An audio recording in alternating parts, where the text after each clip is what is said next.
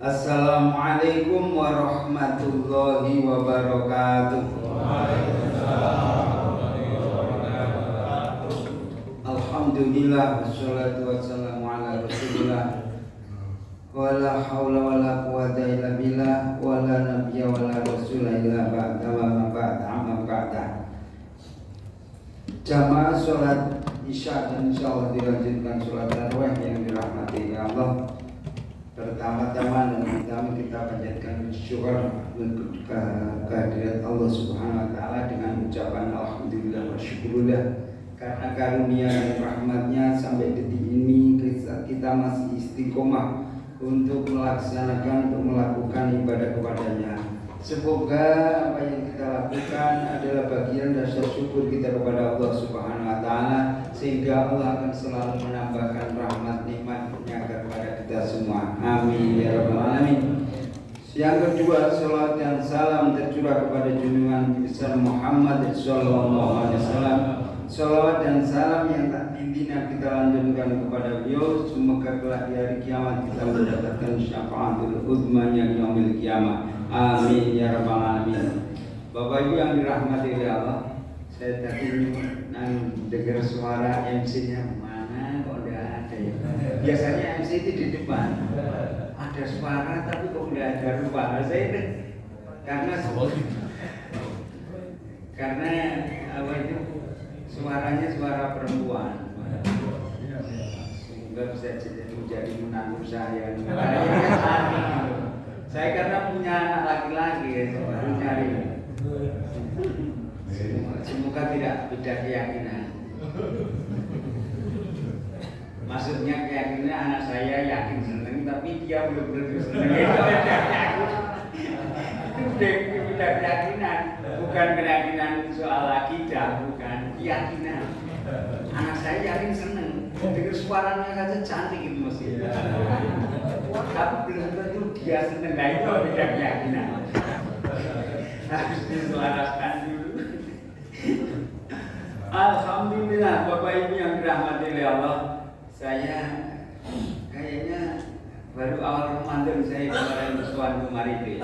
Ini yang kedua ya, ya Ustaz ya. Dua yang terakhir ya. Tapi bukan saya untuk mengenal materi yang terakhir. Bapak Ibu yang dirahmati oleh Allah, sebelum saya menyampaikan kultum, ya, udah melihat jam itu aku bilang merasa lagi orang yang kampung-kampung, orang yang belum. Padahal belum mulai. Padahal di balik-balik.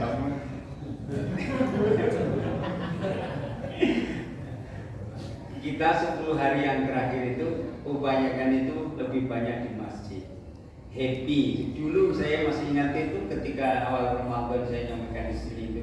Ya bukan dulu lah, kemarin. Kita dulu zaman Jepang gitu. Kemarin itu saya sampaikan itu. Kapan kita akan happy ketemu bulan Ramadan, bisa mengisi di dalamnya. Nah, sunatullahnya itu setiap orang hidup ketika saat ini itu ketemu bulan Ramadan. Ya. Itu siapapun, hanya saja ketemu bulan Ramadan lalu kemudian kita bisa mengisi melakukan wajib dan sunnahnya, itu yang beda itu. Makanya perbedaan kita itu di situ. Maka bulan Ramadan memang betul-betul ada yang mendefinisikan atau kemudian membuat statement bahwasanya bulan Ramadan itu kalau secara psikologis itu punya dua yang sangat dahsyat. Satu itu ada willpower-nya. Willpower itu kok Inggris-Inggrisan, orang Inggris-Inggrisan Inggris kan di makhorijul huruf kok. Inggris itu tidak punya keluarnya huruf, beda dengan bahasa Arab. Bahasa Inggris ono bacanya apa? One. Lalu makhorijul huruf itu nanti one tapi tulis bacanya one. Homa dibaca loh, lah mana di mana? Orang di makhorijul huruf. Jadi huruf Arab makhorijul huruf itu menentukan arti. Begitu berganti suara, berganti makhraj, itu akan berubah makna. Itu makanya yang bahasa resmi besok di akhirat itu adalah bahasa Arab. Dan resmi bahasa surga besok itu bahasa Arab. Kalau kita sering baca Quran atau kita sering sholat, berarti kita sudah bersiap-siap masuk surga. Tapi walaupun siap-siap, nggak usah bergegas. Syaratnya berat, harus mati dulu lah. Itu yang berat. Yang pertama itu ada willpower. Willpower itu paham apa itu kekuatan. Jadi bulan Ramadan itu memang beda. Kalau bukan bulan Ramadan, poso Senin Kamis tuh, awake dhewe ngakon. Wah, maka kelar undang sahur ora ndang buka-buka. Lu lagi bar beduk kok ada buka. Itu powernya itu tidak sebagaimana bulan Ramadan. Itu terasa sekali. Itu powernya itu beda. Orang dengan mudah melakukan amal baik. Bulan 11 bulan berikutnya tidak ada. Jarang sekali. Tapi begitu bulan Ramadan dengan ringan, dengan mudah untuk sedekah, melakukan berkata bagus, apalagi baca Quran. Wes nggak pakai waktu, pagi, siang, sore, malam sampai dini hari lakukan. Itulah power yang tidak ada di 11 bulan berikutnya. Hanya saya berharap semoga jamaah Qur'an ini walaupun ini bulan Ramadan, nanti 11 bulan berikutnya efeknya sampai 11 bulan yang akan datang. Amin. Itu power. Yang kedua itu ada namanya bahasa Inggris nek. Tiru-tiru apa yang cari rapor orang ngerti. Wong aku kuliah jadi itu C itu sekolah very straight dari C-min gitu. Itu era melas karo aku mungkin aku gak biji. Jadi ada yang berikutnya itu bahasanya itu self controlling. Self controlling, nggak usah ditanyakan terjemahnya. Pokoknya aku bisa pun menurut. Jadi self controlling. Ternyata bulan Ramadan itu ada menjadi kontrol yang luar biasa. Jadi di situ itu untuk menahan diri itu luar biasa. Kalau tidak bulan Ramadan, bohong, goro, nipu, itu adu-adu, nyuntik, korupsi itu punya kesempatan dengan mudah nek orang Ramadan. Tapi begitu Ramadan kalau menjalankan puasa, wah puasa khawatir kalau nanti puasanya batal, puasanya nggak dapatkan pahala dan lain sebagainya. Jadi itulah dua hal yang menjadi kekuatan yang luar biasa. Ini tadi belum mulai loh saya. Belum mulai tadi ngapain enggak? Saya sebagai pemanasan. Rasulullah saja itu sholat aja pemanasannya. Pernah dengar ada sholat iftitah? Pernah? Nah, dan itu sahih hadisnya. Hadis dari Abu Hurairah diriwayatkan Imam Muslim. Jadi Rasulullah begini. Jadi Rasulullah bersabda, apabila di antara kalian melakukan sholat lain, sholat malam, maka hendaklah kalian menjalankan dua sholat yang pendek, yang pendek, yang singkat, hanya membaca Fatihah sama tidak membaca surat, ya, sama at-tahiyat selesai. Nggak baca surat, cuma Fatihah saja, langsung Allahu Akbar. Lalu kemudian diriwayatkan hadis lain yang dari Aisyah radhiyallahu anha, beliau menyaksikan kalau Rasulullah sering sebelum melakukan sholat lain, sholat malam yang sholat tahajud, itu selalu sholat yang pendek, yang ringan, 2 rakaat. Yang dibaca, ditanya, wahai Rasulullah, kenapa engkau melakukan sholat cepat sekali? Lalu kemudian beliau menjelaskan, yaitu adalah untuk melemaskan ruas-ruas pemanasan. Ya, jadi ceramah saya tadi itu iftitah baru pemanasan. Ini belum materi ya. Jadi ini saya mengaitkan dengan situ. Cuman yang saya tidak sepakat itu sebelum sholat tarawih diadakan sholat iftitah. Itu yang saya kurang klik. Kenapa? Loh, hadisnya Aisyah itu kan sholat malamnya setelah bangun tidur. Lalu kemudian untuk melemaskan ruas-ruas tepuk tulang itu fungsinya. Tapi kalau sholat habis sholat isya, habis sholat badiah, yang dilemaskan apa lagi? Selepas kabeh. Enggak pernah dilemaskan. Jadi itu persepsi saya, itu versi saya. Namun Majelis Tarjih Muhammadiyah itu memberikan kaidah kalau itu dilakukan adalah sebelum sholat tarawih. Makanya kemarin saya di Masjid Nurul Istiqomah, saya didekati tamunya, Pak Ustaz, sebelum sholat tarawih sholat witir dulu. Waduh, aku bingung. Belum sholat tarawih lalu sholat iftitah dulu. Saya bingung. Waduh, ini dari mana? Kalau saya ibadah, jangan mengikuti organisasi. Mau NU, mau Muhammadiyah, apapun namanya, jangan diikuti kalau ibadah. Ibadah itu mengikuti Al-Quran, hadis, sabda Rasulullah dan dawai Allah. Titik. Itu logikanya. Ini berdasarkan ayatnya Allah pada surah Al-Isra ayatnya 36. Allah berfirman, "Wala taqfu ma laysa laka bihi ilm." Artinya wala taqfu, dan janganlah kamu mengikuti ma laysa laka bihi ilm. Ma sesuatu laka yang bagimu. Tidak ada laisa malaka, ma laisa laka, ma sesuatu laisa yang tidak ada laka bagimu ilmu pengetahuan. Kamu jangan mengikuti sesuatu yang kamu tidak tahu ilmunya. Nah, bagi saya pengetahuan saya itu kemudian hadis yang dari Abu Hurairah sama Aisyah itu seperti itu. Lalu kemudian saya diajak untuk melakukan itu. Nah, ini pikiran saya belum nyampe sehingga saya tidak mau.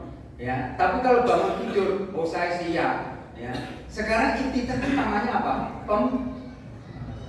Bukan pemanasan, pembuka artinya bahasa Arabnya.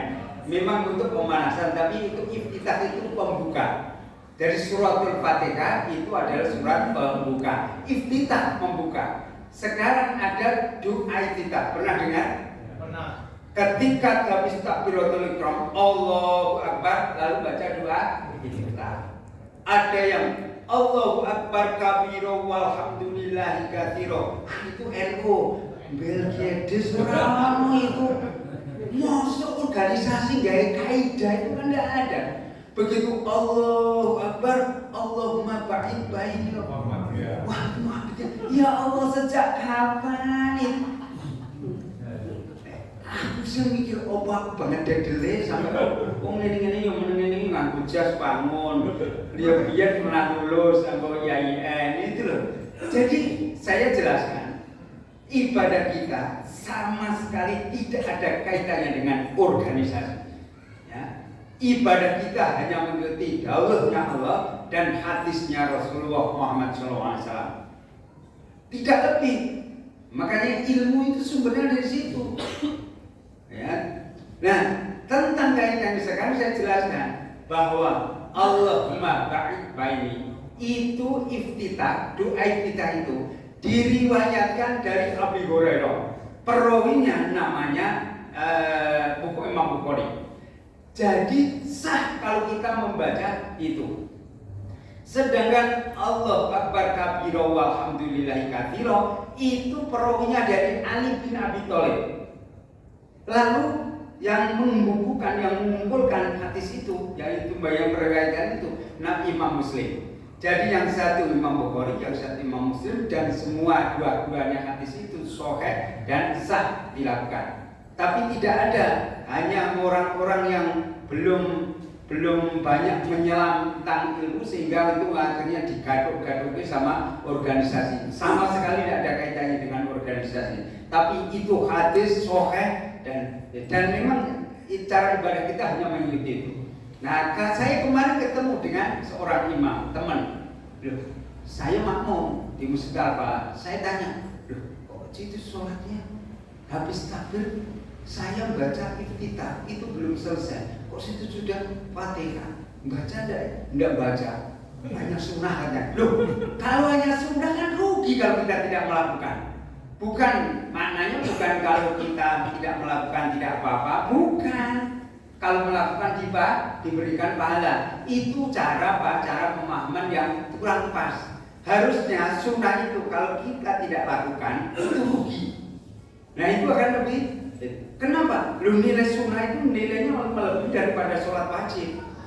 Contoh, Rokaatal fajri, 2 rakaat sebelum sholat subuh, itu dengan dunia ini seisinya masih berat 2 rakaat sebelum subuh. Sholat suruh setelah kita sholat ngaji, apa itu namanya zikir dan sampai keluarnya matahari, begitu kemudian itu lalu sholat suruh, itu nilai pahalanya sama dengan haji umroh sempurna. Nilai yang sangat luar biasa. Nah, kalau kemudian kita tidak melakukan amal sunnah itu rugi. Ilustrasinya begini, kalau orang Indonesia itu melakukan wajib itu sama orang makan. Kalau ini pas. Kalau sore-sore, kalau sebelum buka bagas makan itu rasanya kurang pas. Ini kan kita sudah makan semua. Orang Indonesia kalau makan itu yang wajib apa? Nasi sama sayur. Kalau habis mie 1 mangkok, kalau belum makan nasi belum makan. Ya, soto apa itu namanya? Kupat tahu, bakso 1 mangkok. Ya, bakso 1 mangkok. Kalau belum itu sudah makan? Belum, karena belum makan nasi. Jadi orang Indonesia itu wajibnya nasi sama sayur. Itu wajibnya. Empal 1 potong itu sunnah. Karena saya nggak pernah dengar udah makan apa? Empal. Orang mungkin mesti makan itu nasi sama sayur. Lah nilai empal 1 potong itu lebih mahal dibandingkan nasi dan sayur. Nasi sayur wajibnya itu kalah dengan namanya yang empal itu. Tapi bukan berarti kemudian pemain saya kerja di Amplas, lalu kemudian jam 8 pagi sampai jam 2 sore jam wajib, lalu ada jam lembur jam 2 sampai jam 4, gajinya lebih gede. Saya bilang, Pak Direktur, mulai besok saya nggak masuk jam pagi sampai jam 2. Kenapa? Saya mau ambil lemburnya saja. Oh iya, langsung dibuatkan. Mulai hari ini saya resign saja. Lah wajib pernah dilakoni kok harus mengambil lembur. Kita nggak bisa sholat suruh rajin, sholat tahajud rajin, sholat apa itu namanya, sholat sebelum subuh itu pajak rajin. Sebelum subuh lungo, aku mengambil itu, ya dipecat terus ya Allah. Ya. Ini klarifikasi diri saya tentang kaitannya dengan hukum. Ya, ini perlu sampaikan. Jadi makanya kemarin kalau saya ibadah, saya penentuan hari 1 Ramadan itu menggunakan kebetulan diumumkan pada tanggal 1. Nah, saya mengikuti tanggal 1. Saya bukan mengikuti NU, saya juga bukan mengikuti Muhammadiyah, tapi saya mengikuti pemerintah. Karena mengikuti pemerintah dasarnya adalah firman Allah surat An-Nisa ayat 59. Yang Allah berfirman, "Atiiullaha wa atiiur rasulah wa ulil amri minkum." Taatlah kalian kepada Allah dan taatlah kepada Rasul dan taatlah kepada ulil amri, itu pemimpin penguasa pada saat ini ada kita di Indonesia. Ya, jadi saya ibadah itu saya mengikuti ketika ulil amri ada di sini, maka penentuan ketika benar berangkat haji, pemerintah menentukan kapan. Kapan pemerintah kemudian yang memberikan legitimasi kalau kemudian sah nikah, saya mengikuti. Ya, hanya satu saja, jangan berdua, nanti udah kemana lihat. Bapak Ibu yang dirahmatillah, ini kaitannya dengan ibadah kita. Nah, ada ini mulai materi, baru akan mulai materi. Kalau mau akal terus ya. Ya. Jadi saya menggunakan ada salah satu hadis, yang hadis ini dhaif. Saya sudah sampaikan, hadis ini dhaif. Nah, hadis dhaif itu disampaikan, hadis dhaif boleh. Saya mengikuti banyak ulama bersepakat itu bahwa hadis dhaif yang itu untuk memotivasi boleh. Hadis ini diriwayatkan oleh dari Imam Baihaqi dan juga Abu Dunya, dan ada salah satu perawi ini, pembawa mantan hadis ini adalah Ali bin Zaid bin Jan'an. Ini yang kurang dobit yang sehingga dimasukkan hadis madar, sehingga hadis ini masuk kelompok yang tidak sahih. Namun karena ini untuk memotivasi, tidak menyebut soal ibadah makdoh, contoh soal puasa tidak, soal rukuk sujud syarat rukun tidak, maka bunyi hadis ini begini: awalnya bulan Ramadan 10 hari yang pertama itu adalah rahmatun, rahmatnya Allah. Berarti kalau kita sudah melewati, semoga semuanya kita di antara kita semuanya mendapatkan rahmatnya Allah. Amin Allahumma amin. Maka saya kisahnya yang sampai rahmatnya Allah itu luar biasa. Orang masuk surga sampai saja bukan karena amal tapi karena rahmat Allah. Yang kedua, wa awsatuhu, tengahnya bulan Ramadan, 10 hari kedua itu adalah maghfirah, ampunan Allah. Dan ampunan Allah itu bukan isapan jempol. Ada seorang sahabat namanya Wahsy bin Harb, bahkan molimo dilakukan semua. Molimo bukan molimo seperti saya. Molimonya ada kalau saya itu madep, mantep, mangan, melu, morotowo. Nah, itu saya. Ya. Tapi molimonya itu madon, madat, minum, membunuh, sama yang satu namanya main. Nah, limo dilakukan. Membunuh orang tanggung-tanggung, jadi bunuh itu adalah pamannya Rasulullah yang namanya Hamzah bin Abdul Thalib. Itu pun ketika perang terjadi perang Uhud, dan itu masya Allah namanya Wahsy bin Harb, dan ini menjadi sebab turunnya surat Zumar ayat 53 yang Allah berfirman ya, qul ya ibadiyalladzina asrafu ala anfusihim la tasnatu min rahmatillah ila akhiri. Qul katakan wahai Muhammad, ya. Qul katakan wahai Muhammad, ya ibadi wa ya hambaku. Itu loh wahai Rasulullah wong sing ana ning ngarepmu. Iki demene jenenge Wahsy bin Harb. Dan aladina orang banyak asrof yang melampaui batas, mau dilakukan semua. Ya. Lantak natu, jangan putus asa. Min rahmatillah, dari rahmatnya Allah. Ya, jangan putus asa atas rahmatnya Allah atau atasnya rahmatnya Allah. Jangan putus asa. Karena Wahsy sebelumnya 6-7 tahun yang lalu itu sudah didakwai Rasulullah ketika ada di Mekah. Dia tidak bergeming, tidak tertarik, dan itu menjadi sebab turunnya surah Al-Maidah ayatnya 39.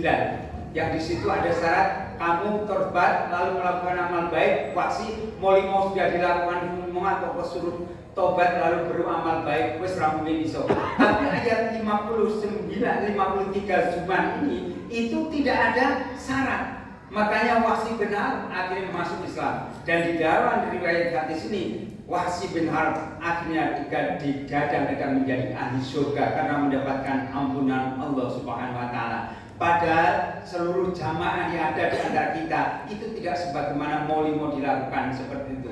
Insya Allah kita akan mendapatkan ampunan Allah 10 hari kemarin yang kita lakukan. Amin Allahumma amin. Nah, yang 10 hari yang terakhir yaitu akhiruhu, yaitu akhirnya 10 hari terakhir bulan Ramadan, itu adalah itqun minanan, pembebasan, bebas dari siksa api neraka. Dan ini bukan isapan jempol. Kenapa? Karena dulu pernah terjadi ketika Rasulullah ada di Madinah, dan waktu itu ada seorang sahabat namanya Abdullah bin Umar atau yang terkenal dengan Ibnu Umar, dan ini adalah iparnya Rasulullah karena mbak Yunya itu namanya Hafsah binti Umar. Waktu itu yang namanya Abdullah bin Umar itu rajin ibadah dan di Masjid Nabawi. Ketika baca Quran malam kayak gini, itu kalau kemudian baca, akhirnya kemudian capek sampai tertidur. Bedanya dengan saya, belum capek sudah tidur. Nah, itu bedanya. Abdullah bin Umar lalu tidur. Begitu tidur dia mimpi di situ ada 2 malaikat yang memegangnya, mendiri itu dia dibangunkan dari tangan kiri ini, tangan sama tangan bahasa Jogja itu dicampak, pegang ketiaknya gini, tiak kanan. Lalu diajak muter di situ. Begitu muter itu lalu diperlihatkan satu sumur yang besar, isinya bukan air tapi api yang menjilat-jilat. Iya, yang baunya menyala-nyala, menyala-nyala, dan penuh dengan manusia. Sebagian besar Abdullah bin Umar kenal orang-orang yang di sana. Setelah itu kemudian 2 malaikat yang menggandengnya lalu pergi. Datang 2 malaikat berikutnya yang lain dan memegangnya dan mendekatinya lalu berkata, wahai bin Umar, kamu belum terjaga dari siksa api neraka. Masya Allah, begitu dengar kata-kata itu nangis ketika begitu nangis, dia nangisnya guguk, bukan guguk, guguk, bukan guguk, itu kalau itu lain, guguk dia nangis itu, lalu kemudian sampai menjelang hampir habis subuh itu, lalu kemudian akhirnya dia ke rumahnya, karena rumahnya itu kan tinggal sebelah mananya ya, sebelah kanannya.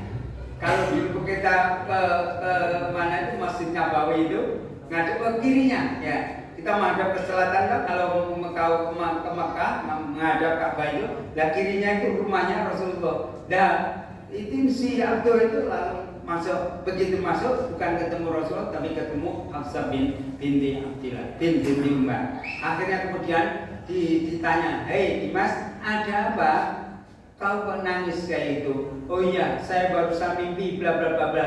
"Oh iya, nanti saya sampaikan kepada Mas Muhammad karena beliau baru pergi." Selang beberapa momen menjelang zuhur, lalu kemudian Rasulullah mundur dan akhirnya disampaikan tentang informasi ini oleh Hafsah kepada Rasulullah. Setelah diceritakan, Rasulullah bersabda, "Sebaik-baiknya laki-laki adalah Abdullah bin Umar kalau mau melakukan sholat malam dan sholat atau sholat tahajud."